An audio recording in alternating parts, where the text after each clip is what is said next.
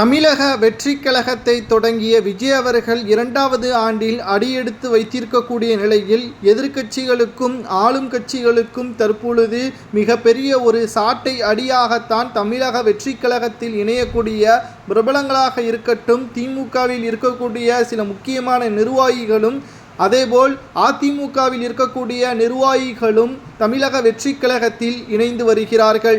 இதிலும் குறிப்பாக அதிகாரப்பூர்வமாக கட்சியில் இணைந்தது விடுதலை சிறுத்தை கட்சியின் துணை பொதுச்செயலாளராக இருந்த ஆதவ் அர்ஜுனா அவர்களும், அதேபோல் அதிமுகவின் ஐடி விங்ஸ் பொருளாளராகவும் துணை செயலாளராகவும் இருந்த நிர்மல்குமார் அவர்களும் தமிழக வெற்றிக் கழகத்தில் இணைந்துள்ளார்கள்.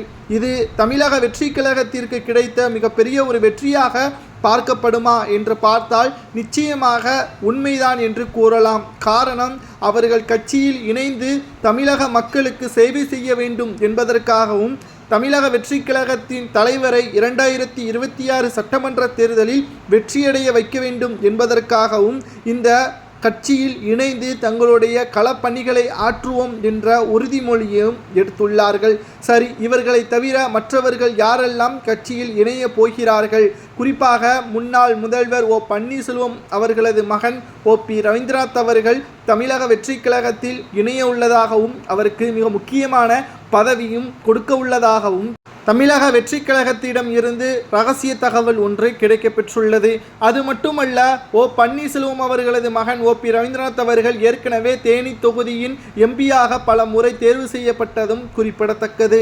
இந்த முறை தமிழக வெற்றிக் கழகத்தில் இணைந்துவிட்டால் நிச்சயம் வருகின்ற சட்டசபை தேர்தலில் அவரது பங்கு மிகப்பெரிய ஒரு பேசும் பொருளாகவும் மாறும். இது தமிழக வெற்றிக் கழகத்திற்கு கிடைத்த வெற்றியாகவும் பார்க்கப்படும் என்பதில் துளி அளவு கூட சந்தேகம் கிடையாது. ஏற்கனவே விஜய் அவர்கள் 2026 சட்டமன்ற தேர்தலில் களத்தில் இறங்கி தனித்து போட்டியிடுவதற்கான அனைத்து யூகங்களையும் தமிழக வெற்றிக் கழகத்தின் சார்பாக தொண்டர்களையும் ரசிகர்களையும் தற்பொழுது நம்பி விடாமுயற்சியோடு களத்தில் இறங்கியுள்ளார். இது இவருக்கு வெற்றியை கிடைக்குமா? ஏற்கனவே ஆளும் கட்சியாக இருக்கின்ற திமுக ஹோம் அரசியலை தான் செய்து வருகிறார். அரசியல் ஹோம் ஒர்க் போல ஹோம் அரசியலை தான் விஜய் அவர்கள் செய்து வருகிறார். விஜய் அவர்களுக்கு அரசியல் தெரியவில்லை என்று பேசுகிறார்கள். ஆனால் விஜய் அவர்கள் ஒரு இடத்தில் வெளியே வந்தால் அன்று முழுவதும் அல்ல, அந்த வாரம் முழுவதுமே அதுதான் ஹெட்லைனாகவே இருக்கிறது.